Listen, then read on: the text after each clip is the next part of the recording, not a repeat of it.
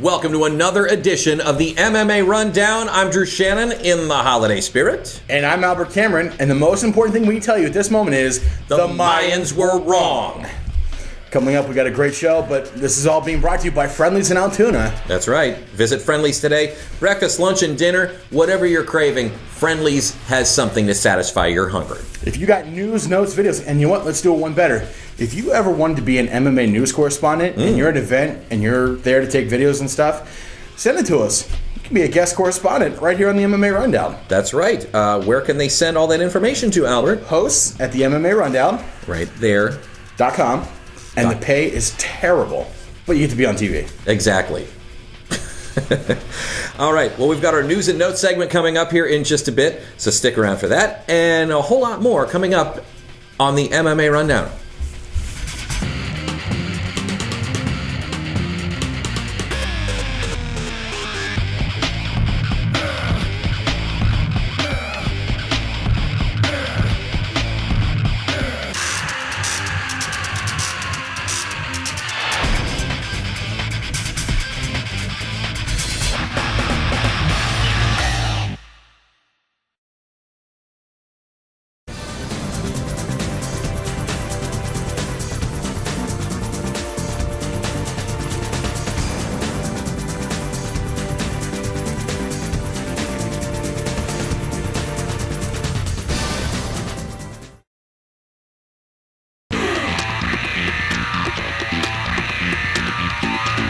Welcome back to the MMA RunDown. Time for news and notes, Albert. Take it away. It's go time. Bellator will officially be on Spike TV Thursday, January 17th at 10 p.m. K1 Kickboxing is to follow shortly. It is about time. I know. I mean, Spike TV is the, what do they call it? The channel for guys. Right. It's about time they get that combat sports back. And the UFC was great on Spike TV. I think Bellator is going to do even better. It's on Thursday nights. So I know guys like Albert Cameron and Drew Shannon, we got busy social lives on Friday. So now we're going to be able to catch it even better. It's going to be on at 10 p.m. And you guys, if you haven't caught Bellator yet, you guys are in for a big surprise. So fight fans are in for, well, let's see. The lead-in is going to be TNA Impact, and then you go from that to Bellator. Guys, it's going to be an awesome night on Spike TV Thursday night starting January 17th. Do not miss an episode. And it's regular every week. You're seeing a brand new fight every week because they have a tournament format. It's like It's like how the old UFCs used to be, only now it's a weekly program that you get to enjoy and follow, and I think that's what MMA really needs. Exactly. All right, moving on. Champion Ben Askren and King Mo Lawal slated to be on the Epic Spike TV card. Lawal is still training to be a pro wrestler, and there is talk of a crossover between Bellator and Impact Wrestling. I think that's just really good marketing. There are a lot of professional wrestling fans who are really on the fence about mixed martial arts, and it's because our sports are related. You and I have talked about it before in great detail.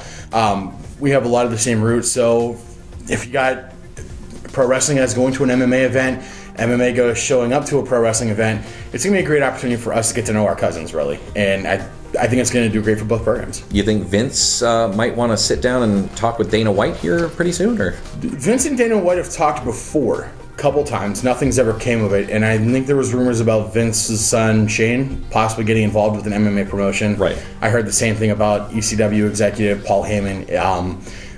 We know that combat sports are very popular amongst our viewers and stuff like that. And so, I mean, it would only make sense for these guys to get involved in MMA, especially because we're in the middle of the MMA boom. We're experiencing it right now. So there's money to be made, and I think those guys would have a good shot at taking advantage of it. All right. Clark Young and Caleb Costa-Dobosh both expressed interest in fighting on Complete Devastation 8 on March 2nd in Altoona. Nothing is official, and nothing has been signed as of yet. The great thing about being in the community that we're in, we get to cover news on, is that things are so open and the information is so available. The matchmaker for Complete Devastation Mixed Martial Arts, Ryan Glunt, has said, hey guys, who's interested? Clark Young has stepped up. Now, Clark Young is a big boy with heavy hands who has proven that he can do submission. So Clark Young is certainly headed for the stratosphere. Caleb Costa-Dobosh, an unfortunate loss at Complete Devastation 7. But it wasn't a bad loss. It wasn't like he wasn't training. It wasn't like he wasn't fighting his heart out. Right. So I think he's going to want to swing momentum back in his favor, and Complete Devastation Mixed Martial Arts 8 is going to be a great platform for them to do that. All right. War Machine Copenhagen. Jail apparently is lonely and boring.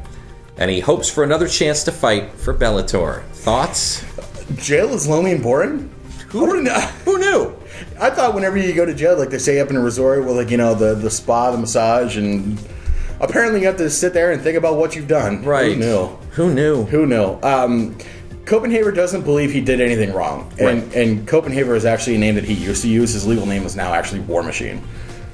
That is his legal name. So whenever he posed for his mugshot, it said Copenhagen, whatever county jail. I think we went over that, didn't we? He was on the MMA RunDown's 10 Biggest Scumbags. Yeah. He doesn't think he did anything wrong, and he hopes that Bellator will invite him back. But if they don't, he feels like he didn't do anything wrong, and he's still on the righteous path, I guess. All right, that's our news and notes for this week. Coming up, the Albert Cameron Guide to MMA on the Internet. I've got questions. He'll have answers. Stick around. We'll have it all next on the MMA Rundown.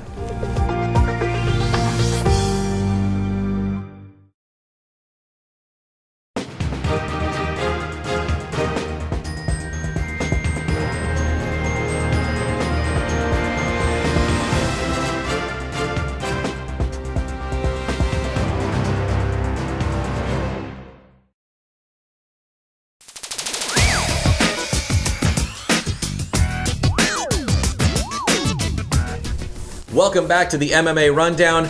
Albert, I've got a few questions. Shoot.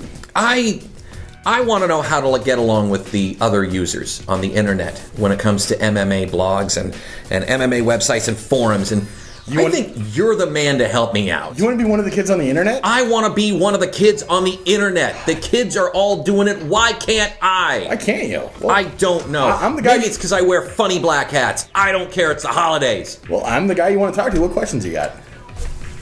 Screen name. What should I do for a screen name, Albert? Okay, one. If I want to be cool and hip like the kids on the internet. Okay, one. Don't use anything that makes sense. Absolutely not. You want to go for obscene, obnoxious, macho, silly, and you get bonus points if there's an obscene 2-digit number at the end of it, too. So in other words, I need to choose a name that's the complete opposite of who I really am. Think about if you could have a string of text that would make you look like one of the guys on the Jersey Shore. Use that. Jersey Shore. That Jersey Shore dash. Only if I had the tan. If only. Should I be knowledgeable about what I'm talking about? Knowledgeable? What do you need to be knowledgeable for? It's the internet. Everything on the internet's true. Okay, what you need to know is if someone has a different idea than you tell them off. You tell them horrible things, you call them nasty names, you make wild assumptions about their personal appearance, and you stick to your guns. They'll respect you. All right. Should I cite news authorities and sources? News authority and sources? What news authority and source do you need other than your friend who lives in his mom's basement? He's clearly right all the time. He's clearly got his life together, and he's on the internet. You want to be that guy. You are just a fountain of information, my friend. Truly am. What if I find myself in a disagreement with one of the other members of the internet? If you get into a disagreement with one of the other members of the internet, okay, this is very serious, and I need you to pay attention to me. One, okay. You want to assert your dominance by telling him he's stupid. Okay? If he comes to you with sources and facts, you refer back to the last rule we just talked about. Tell me stupid. Tell him he's stupid. Insult his mother right away. If you don't insult his mother, he won't respect you. And then once you're done with that, he won't respect you as long as you say it with conviction. Make sure he's wrong. Tell him he's stupid. Yes. Tell him he's stupid. Yes. Tell him his mom's stupid. Yes. Bonus points if you tell him and his mom's stupid at the same time. But shouldn't I be polite and cordial like my mom taught me to be? Drew, do you want people on the internet to respect you? Yes. Well, then you need to play their game. You need to walk their walk. You need to talk their talk. If you act like an animal on the internet, not only will your peers respect you, but members of the opposite sex will find you more attractive. LOL. Absolutely. You realize, of course, this is all done in sarcasm. I can't stand those kids on the internet. You should not do any of the things that Albert has just mentioned. Especially not in social settings. Exactly. Or at all. Right. Yeah. So, well written. Thank you. Coming up, we got the spotlight fight. We're going to bring you the third and final round from the Dixon versus Moon, which was big in Clearfield. Right. We got the mailbag. Of course, the email bag. And I think that's going to wrap it up. But it's going to be a good episode. It's going to be a darn good episode. Stay tuned. It's the MMA Rundown.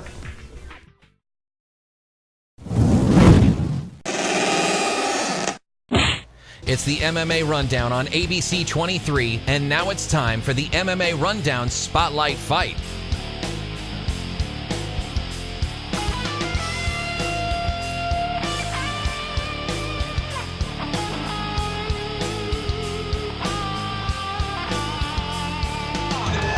It's go time!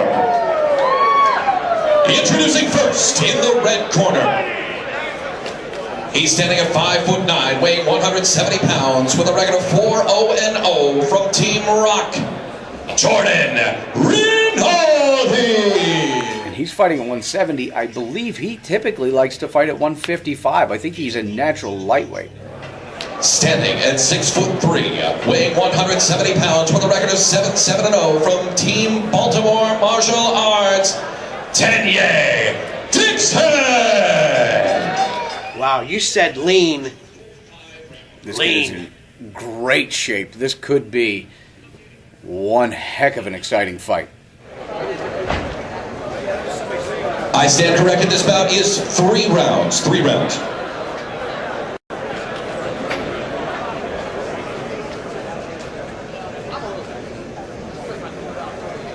Final instructions from the ref, and it's time. Let's see if we get a feeling out process here. Tenyeh's going to want to keep that jab going, keep him on the end of it. Oh, he's got some quick hands too. He is extremely quick and extremely powerful. Those hands travel a long distance before they touch you. Reach advantage is a big thing. Yeah, Jordan's going to want to lower his level, cut to the inside. Oh, he's dropped him already. Wow! Nice, big hand. Let's see if Jordan's going to be able to recover from this.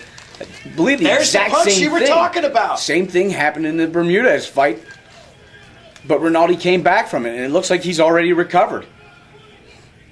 I wonder if it would have been better if Dixon would have just worked more hands and tried to pound him out. Now he's stuck in the bottom of a strong Jordan Rinaldi. Side control mount, here. Yes. A little short elbow here. Tenyeh's going to want to frame up under him and just start bucking, try to make some space, either get guard or get to his feet. Big knees.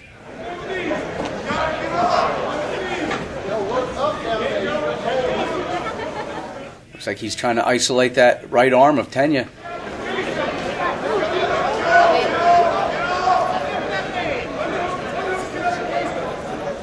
He's going to look for an Americana here. But Tenyeh's got a lot of experience. He's got 14 professional fights. This early in the round, it's going to be tough. Oh, he moves to mount. Go now. Keep going. Just keep going. Come on. Back to mount. Watch the triangle coming right up. Tenyeh's going to want to posture up and shrug this off. Jordan's landing some good elbows here.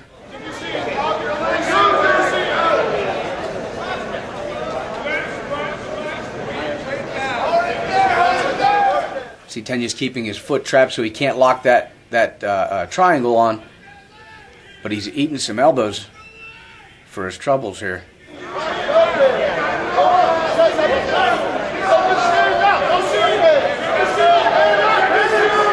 He's keeping that leg stuffed in so he can't lock it up. Good job. Good defense by Tenyeh Dixon. That hurts my knees just looking at it. There you go, posturing up. It looks like he's going to back out of this, or he's going to look to pass.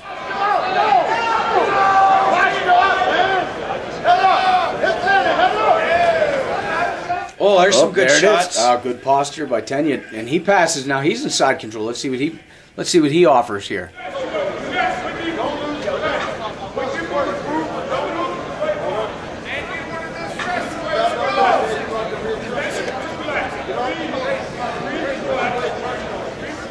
Oh, there's a big knee. You can hear them over here. Jordan's going to push back. He gets to half guard. Full guard. Tenyeh's posture's broken. He looks like he's going to be working trouble. for something. Tenyeh's pushing him up against the cage, so he loses a little bit of his mobility here.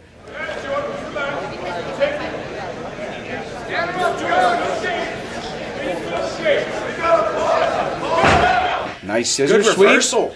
Good job, and Tenyeh gets it back to the feet where he wants to be.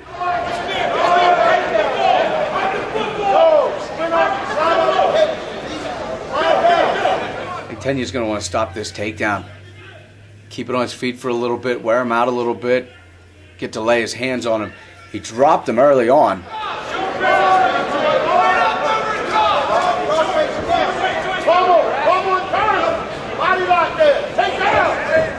There it is, the body lock.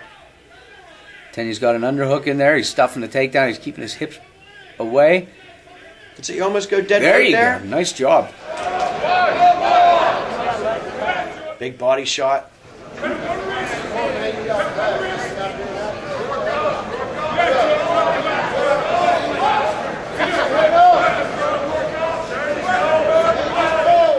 Oh, and there's a straight armbar.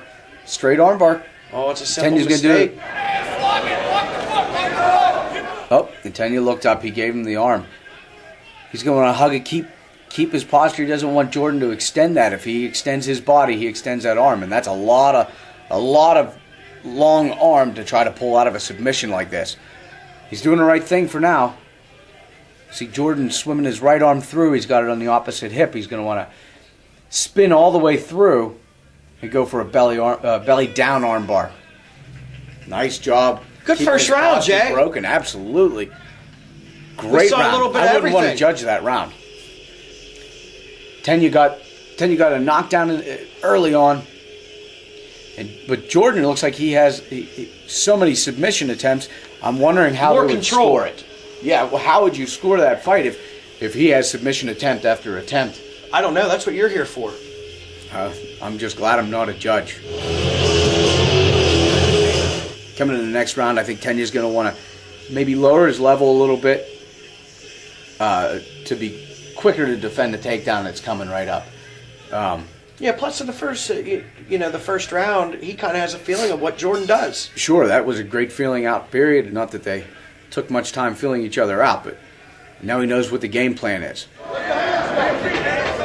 Jordan wants to get to the ground. Absolutely. Doesn't want to stand in front of that. But he had 4 or That 5 range. submission attempts there.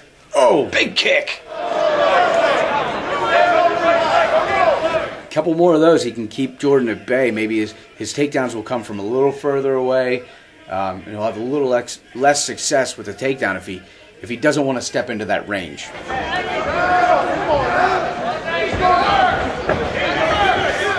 Big knees. Knee, nice job.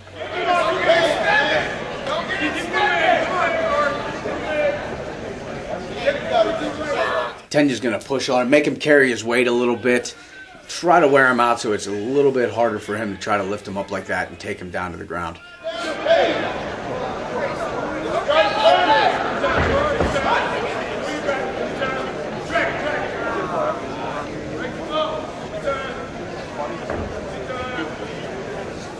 And they're both exerting a lot of energy here. Well, you would think it would be a little bit easier for Tenyeh because he's taller. Good takedown. More leg to grab a hold of it. Tenyeh may have his own triangle here. Up, and Jordan shrugs it off quickly. And lands an elbow in the process. Let's see what Tenyeh's guard looks like here. He's locking that close. arm in. Yep. Oh, an armbar attempt. Takes one for his efforts.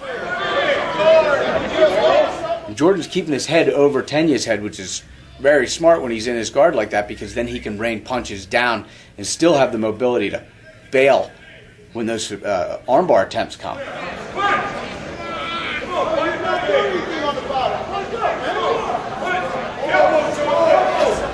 Fatigue is setting in. We're keeping a pretty good pace here.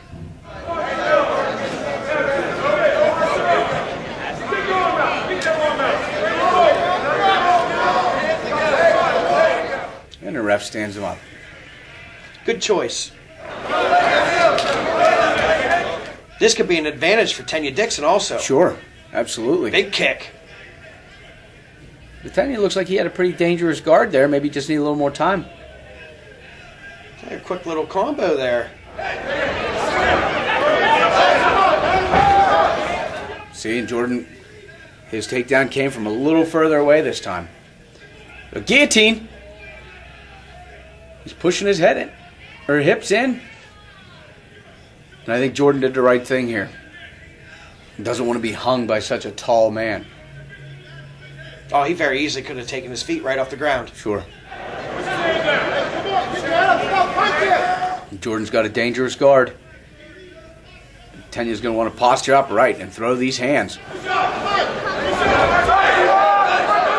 And I'm surprised Tenyeh didn't let him stand up.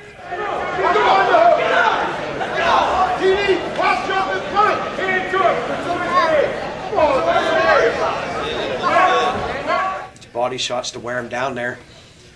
Yeah, he's going to bring his hands down so he's Oh, nice head shot. uncomfortable. Yeah, so he can sneak that in. Great scramble here. Who ends up on top?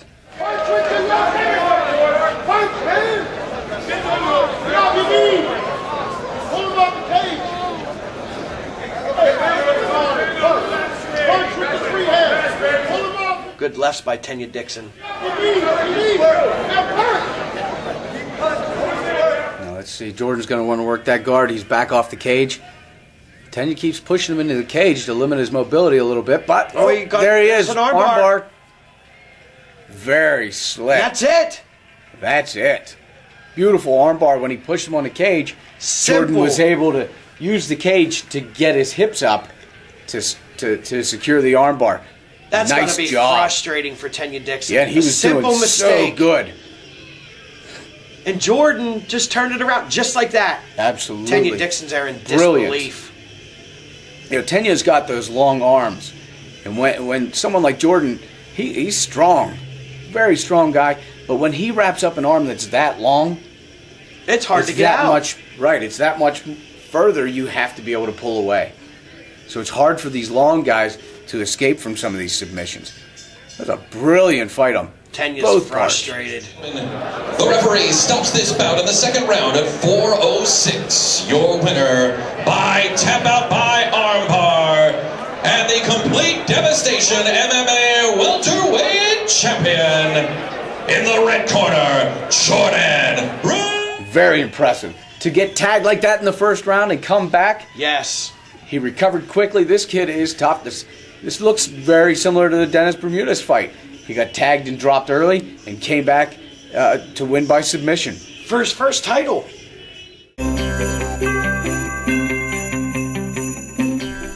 Welcome back.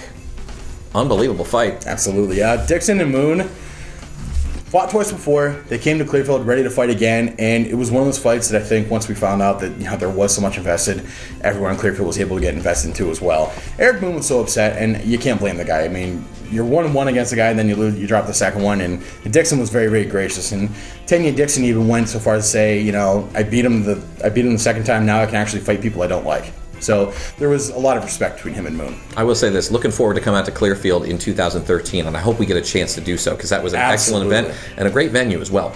It was great. It was fantastic. All right, let's dip into our email bag. The last question for the email bag, what do you think the most pressing issue in MMA is?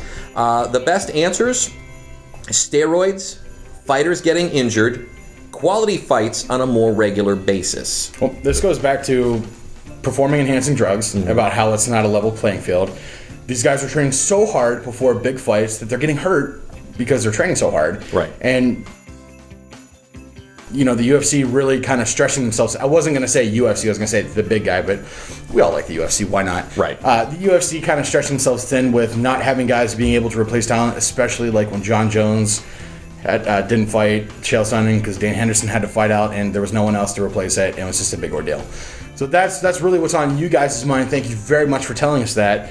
Drew, what's this week's question? This week's question comes to us from Garrett in State College, and he writes, "Hi guys, other than your own show, what's your favorite MMA TV show or magazine?" I like them all. Like I don't have one in particular. I've read Tap Out Magazine, I've read Gracie Magazine, Full Cage Fighter. I watch any MMA that's on TV. Of course, sitting here talking with you is my favorite show, but Garrett said I'm not allowed to talk about that, so yeah, I like them all. I don't think there's anything MMA. Our show, we'll talk about it if we want. I don't think there's anything MMA you couldn't put in front of me that I wouldn't just absorb. All right. How about you? Trying to think of what the name of the show is on after what's on Spike on Thursday nights. MMA MMA Uncensored. Is it MMA Uncensored? Yeah. The one with Nate the Rock Corey and those other guys are sitting around the table. That's it. Yeah. I like that. They totally ripped it off from us, but hey. Well, hey, I mean, you're going to steal from somebody, steal from the best. All right. Thank you, Garrett, for your question. For us reading it on the show, you're going to get nothing. But we mentioned your name, so that's important. Here's our fan question this week. What's your favorite MMA news outlet? Bonus points, of course, if you say us from the MMA Rundown. But send us your emails to hosts@themmarundown.com. Right here. I think that's where I don't know, I can't really see. Your host, like right here, is at and the MMA Rundown. Yeah, but make sure I can have that completely butchered. If you're watching us on YouTube, comment below. We'd love to hear about it. All right. And I think that's going to do it.